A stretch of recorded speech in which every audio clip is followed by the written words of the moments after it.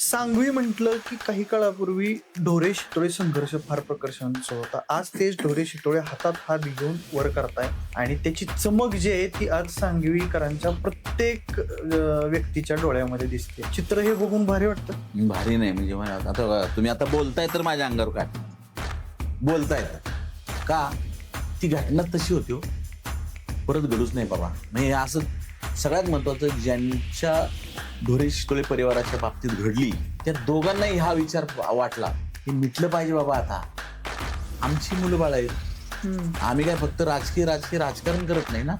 आम्हाला सुद्धा संसार आहेत, व्यवसाय आहेत, मित्र आहेत, नातेवाईक आहेत, समर्थक आहेत, आपल्या जीवाभावाचे लोक आहेत. या सगळ्या गोष्टी माणूस म्हणून आम्ही लोक सुद्धा असतो.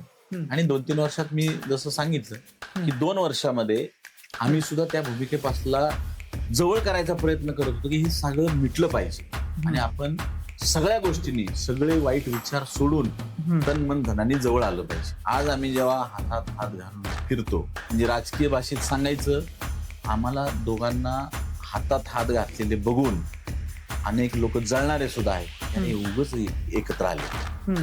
आणि असं म्हणणारे कोण आहेत तर ते कायम हा तिढा कायम राहावा आणि त्यांची पोळी भाजली जावी, असं त्याचा अर्थ आहे.